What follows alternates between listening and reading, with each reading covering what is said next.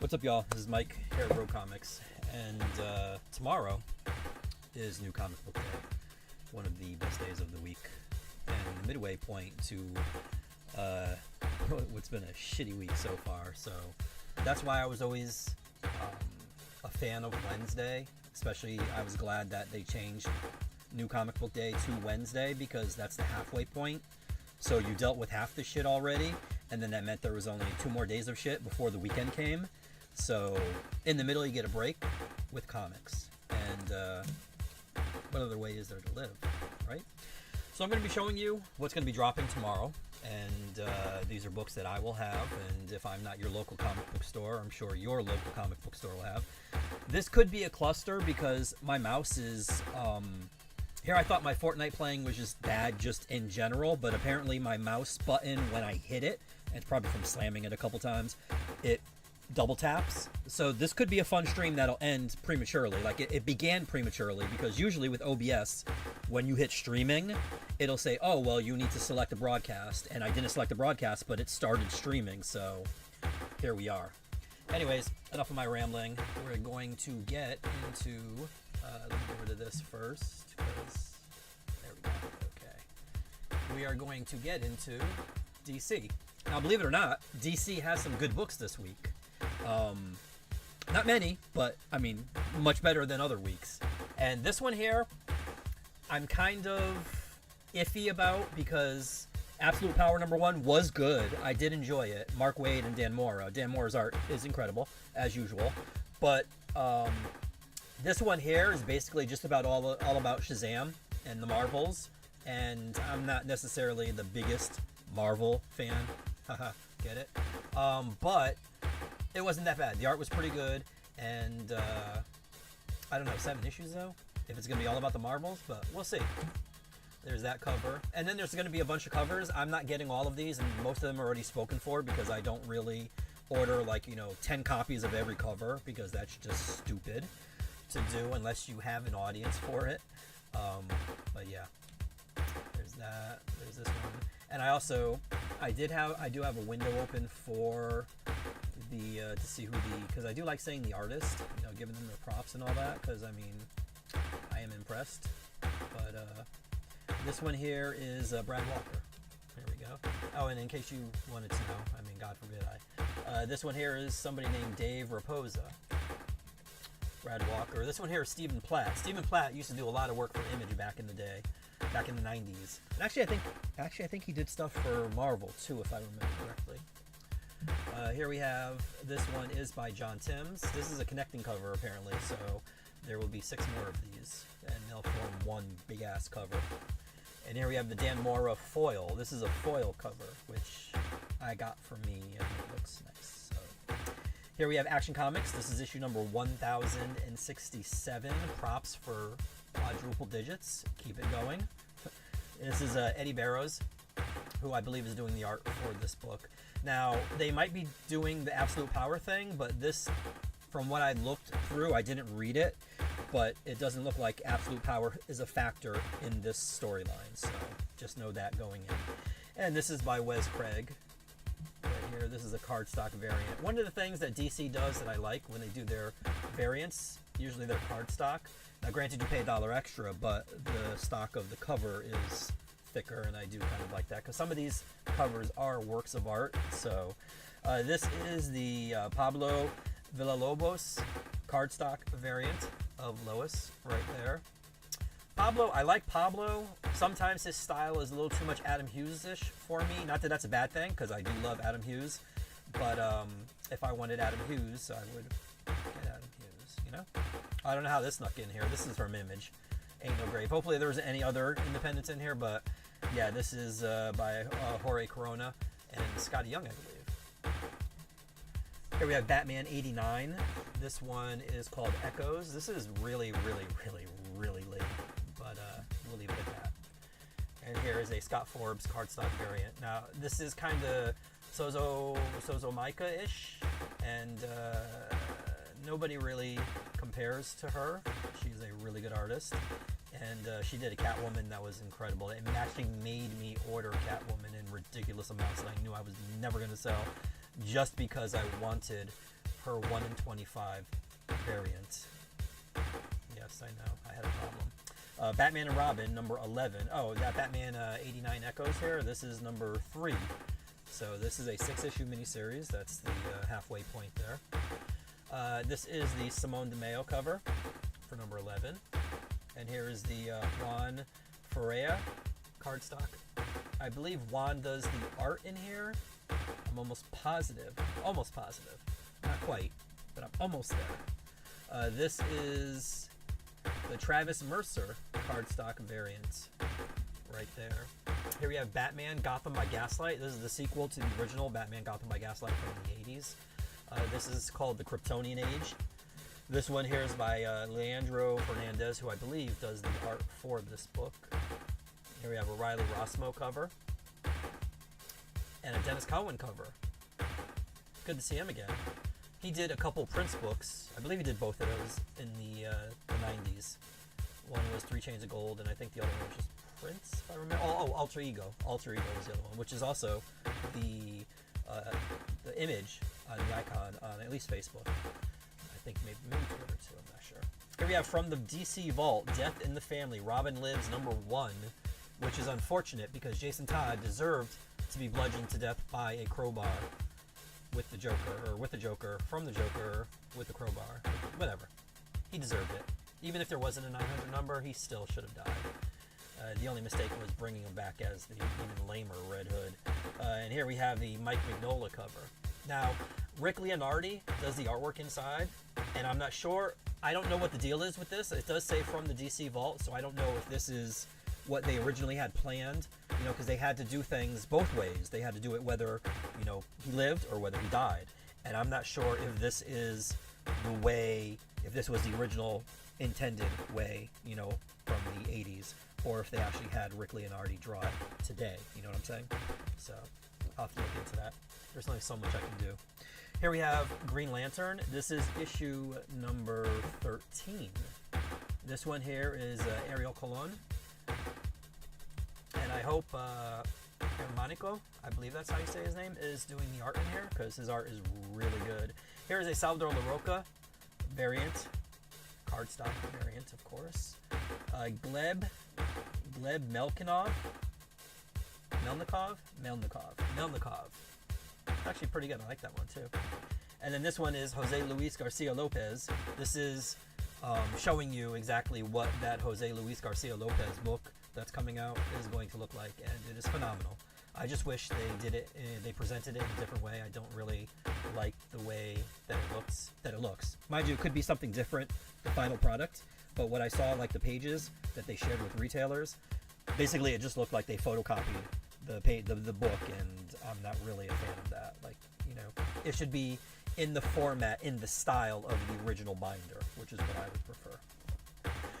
But what do I know? I'm just a retailer. Here we have Looney Tunes number 279 right there. Let the games begin. Outlanders number 9. I believe this is a 12-issue miniseries, perhaps. And here we have a Steve Beach cardstock variant. Primer gets another 3-issue miniseries. Actually, last one was 4 issues. So she gets another miniseries, and this time some of the heroes from the DC universe are in there. As you can see, there's the Teen Titans, and that looks like the Teen Titans Go cyborg right there. So perhaps that's what universe this is in. I don't know, but I do have this. And then Sinister Sons wraps up its 6-issue run, and Peter Tomasi better be put on another book. Make it so. Make it happen. Do it. And last but not least, for DC, we have a facsimile of Tales of the Teen Titans, the Judas Contract. Look at this cover. This cover is awesome. This is George Perez, one of the greatest artists who ever lived, who ever picked up a pencil.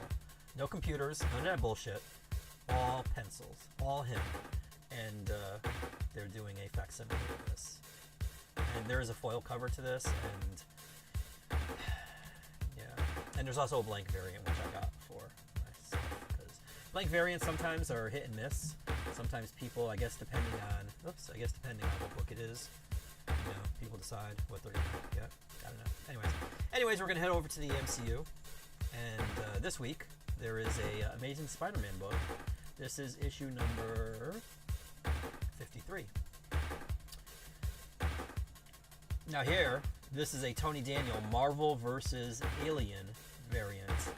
Next month, I believe, or by the end of this month, either one, there will be an Aliens vs. Avengers miniseries written by Jonathan Hickman. And that's all I really need to say about that. So, I cannot wait. Here we have amazing, this is still Amazing Spider-Man, even though it says Avengers Assemble. This is the Ivan Bigarella Disney What If.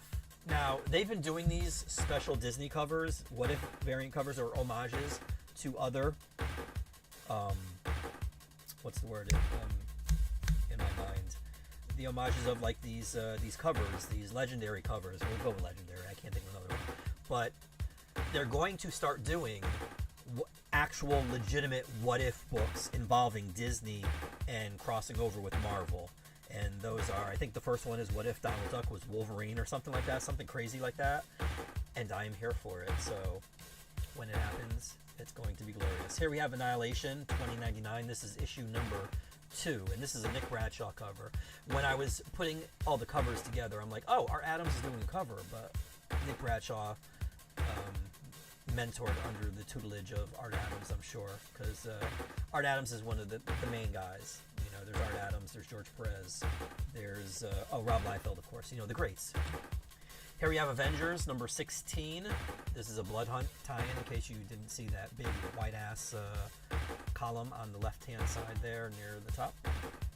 Oh, I forgot to edit out the bottom there. But yeah, this is the Deadpool Kills the Marvel Universe variant of Avengers number 16. This is drawn by Chad Hardin. Sorry, Hardin. There's no W in it. Hardin. And here we have, this is, this one I actually do like. This is the Martin, and I don't even know how to pronounce his last name, damn it. This is the Stormbreakers variant, okay? You can see his name there. It's up in the upper left-hand corner.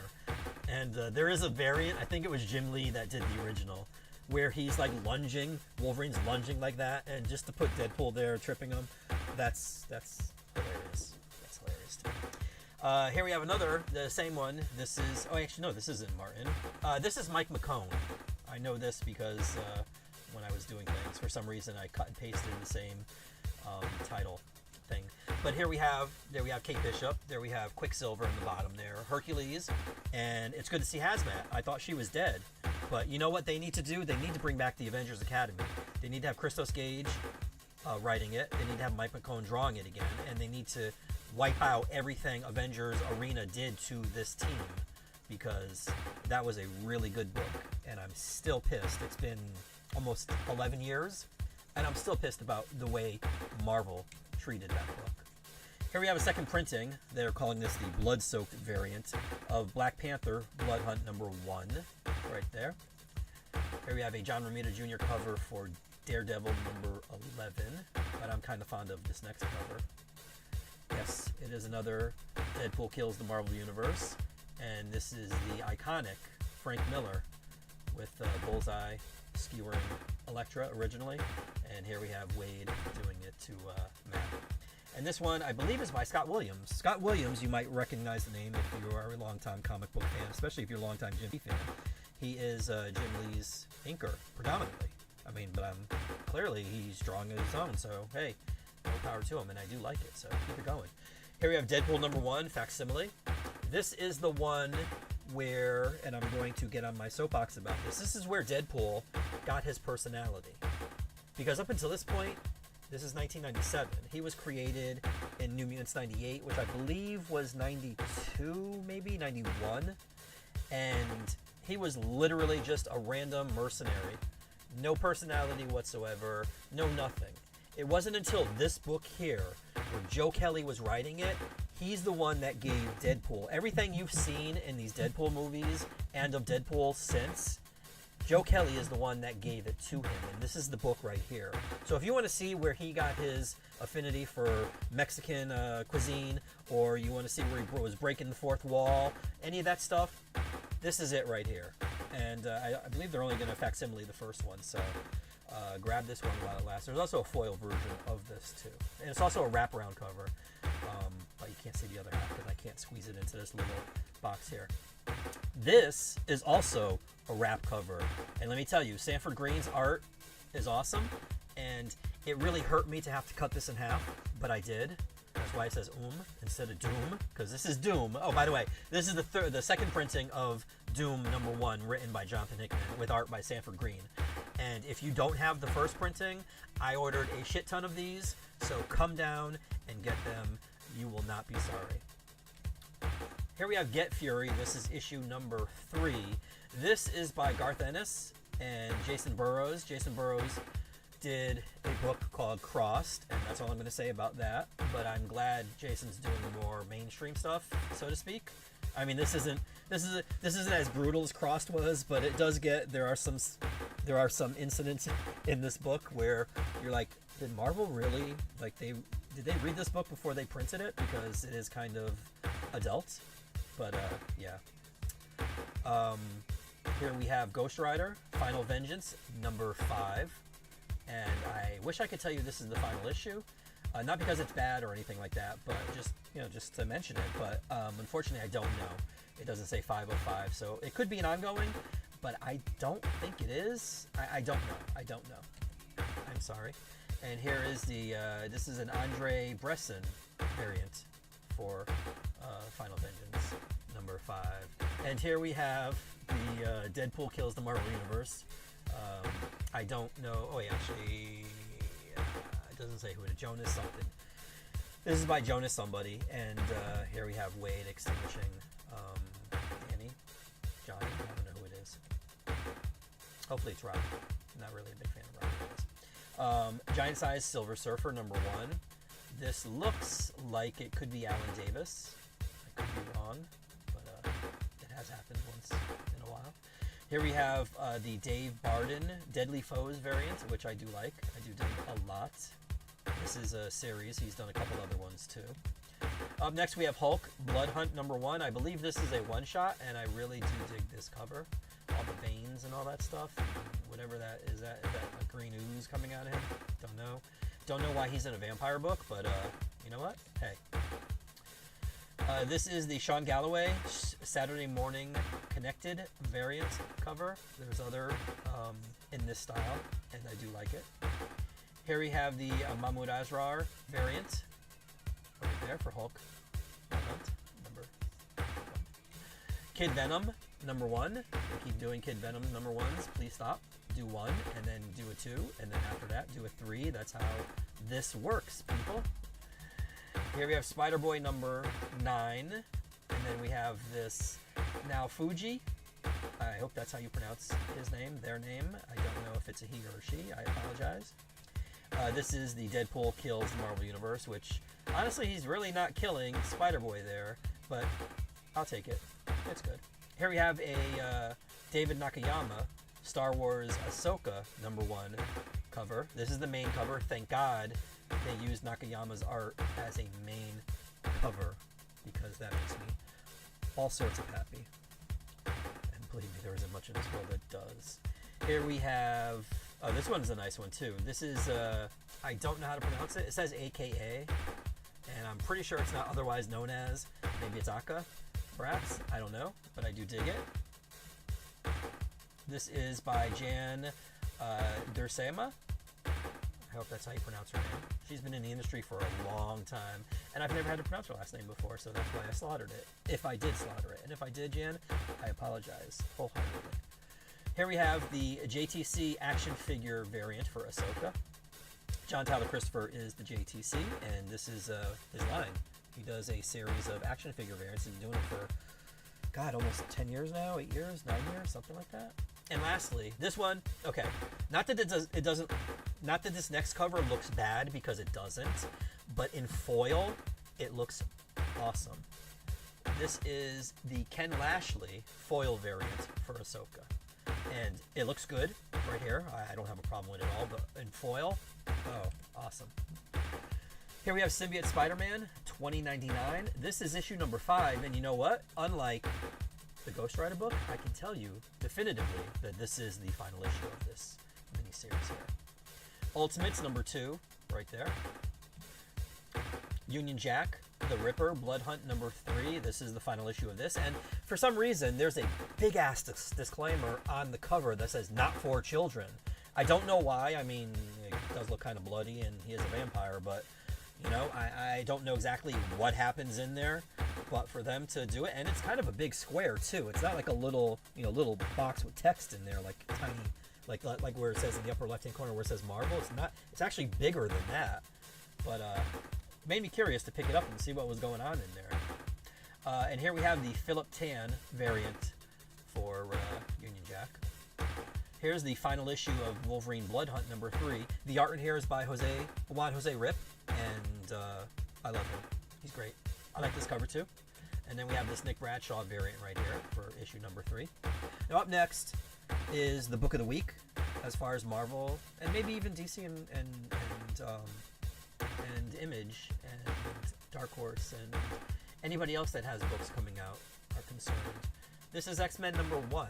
Now, as far as Jen McKay, who's writing it, I'm not a fan, nor am I a detractor. I just, you know, Jen McKay.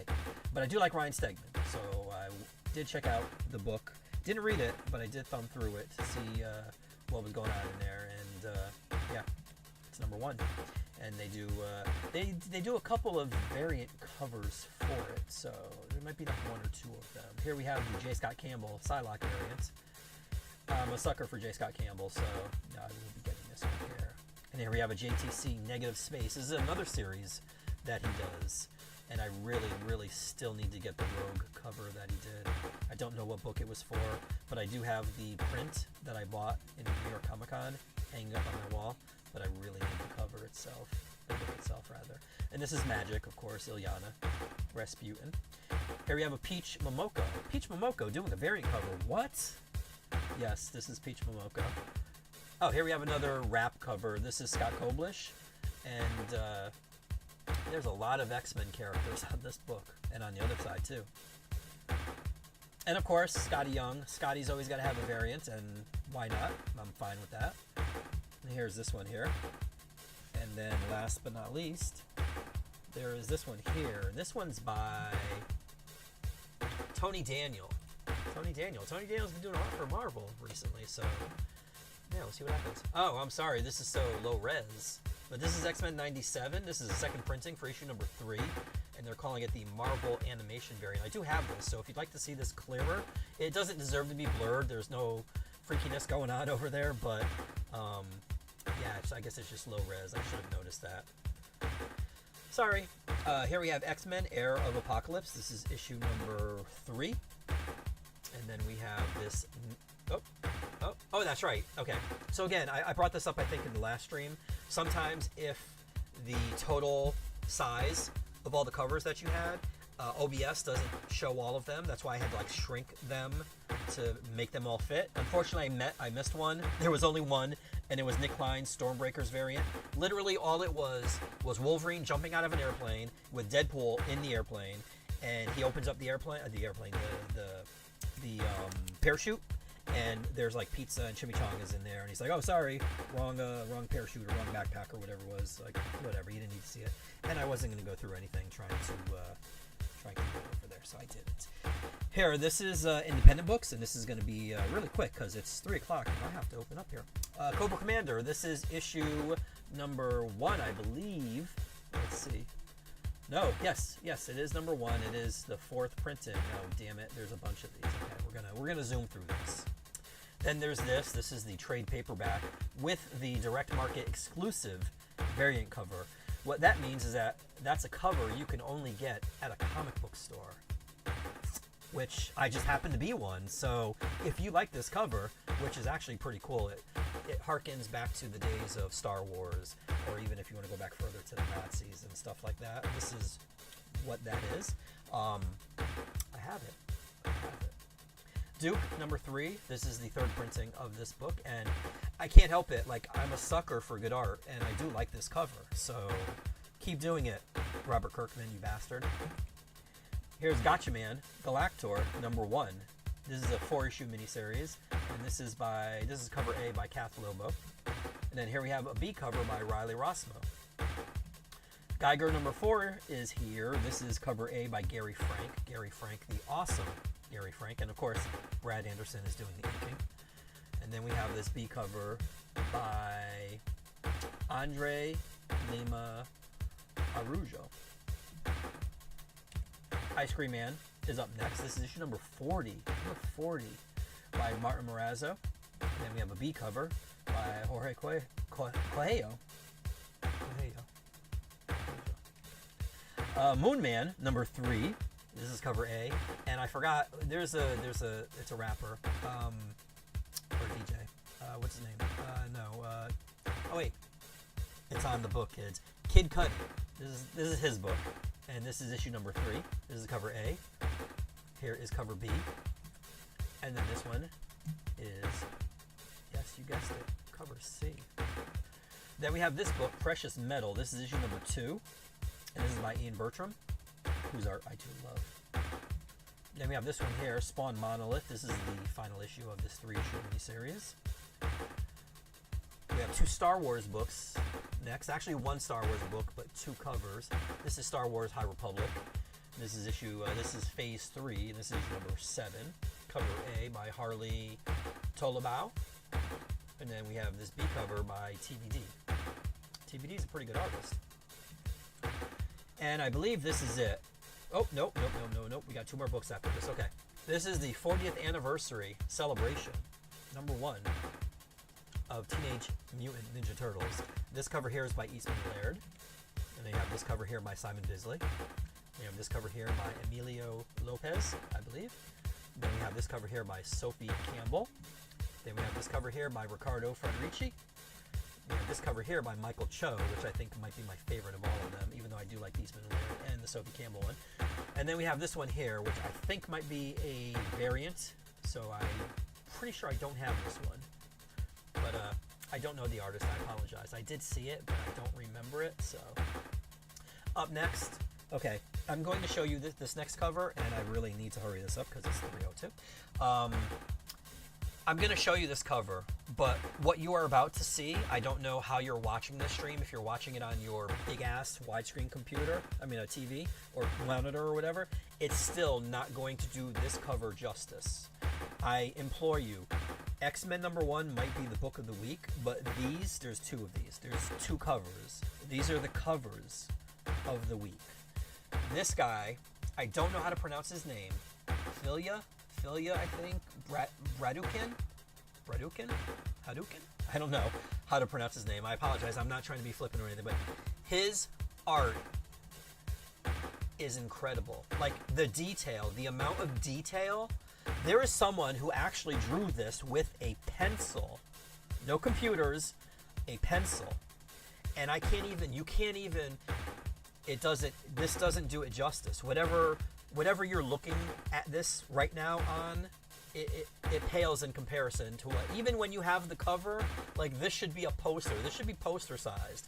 And what is more astounding about it is this is only half the image, because this is Transformers number 1. This is the 7th printing of Transformers number 1. And there's this cover, and then there's this black and white cover. Okay? This one's even more incredible than this one, because you see this and you can see every single line, and it is just phenomenal. It's phenomenal. And I'm jealous, because as I tell my customers when they come in, like, I have trouble drawing stick figures, and looking at this, like, I can only imagine, like, what this dude went through trying to figure out, okay, let me see how I can color this. It's incredible. It's incredible. He's incredible. He's done covers for DC, and they've been incredible. Like, if I ran a comic book company, and I really should, because I know I can definitely do a better job than some of these other people are doing.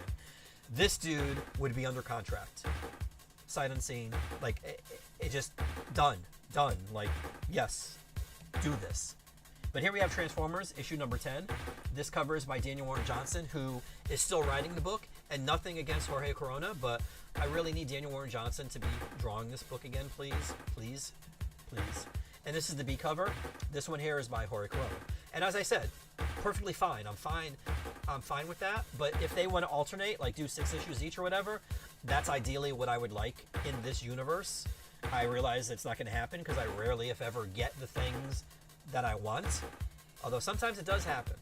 Once in a good... I mean, there was this time where, a side tangent, Prince sent out a bunch of postcards back in the 90s. He was putting together a hits collection, greatest hits collection, and he was asking like what titles you wanted to see on there, and there were like some of them that were, you know, like you check off which ones you wanted, and then there was a space there that you can write your own title, you know, whatever you wanted, like if there was something off the beaten path that wasn't necessarily considered a quote-unquote hit. So in there I wrote this song called Power Fantastic. Now, unless you were a Prince fan and you knew about outtakes and you knew how to get outtakes and stuff like that, because this is before the internet, pre-internet, you didn't know that song. So I wrote it in there and I mailed it in. Didn't hear anything. Of course I wasn't going to hear anything. Come on. About 3, 4, 5 months later, the greatest hits collection finally dropped. Guess what song was on there? Power Fantastic. So it does happen every once in a while where I could get something that I want. Just got to work for it, I guess. And yeah. But here we have the second half of this image. Like, let me tell you something. I should tweet this. I should tweet this. Why not? They need to make this a poster. Skybound needs to make this a poster. And this is Void Rivals. This is Void Rivals number 1, which is where all of this Energon stuff happened. So if you don't have Void Rivals number 1, here's your chance. Here's your chance. You're going to get it with this awesome cover. And this is the 9th printing. 9. Right here on my screen. 9. And then this is the black and white variant. And yeah, that, my friends, wraps this up. I'm done. And nobody's knocking on the door, so I guess I'm good. And yeah, thanks to everybody that tuned in. I say I have 4 likes, which I'm not necessarily, my ego is fine if I don't get any likes or whatever, but I will thank you for taking the time to hit whatever button it is. There's a button that people have to hit, and whoever did that, thank you very much. I appreciate it. Here you see the link to get in touch with all the abysmal social medias that I'm forced to perform on like a monkey. And I'm going to be doing it, actually. I got to upload the video that I have prepared for this week. But yeah. There might be some upcoming news about the store. I'm just going to leave it at that. And thanks for watching. And have a great new comic book.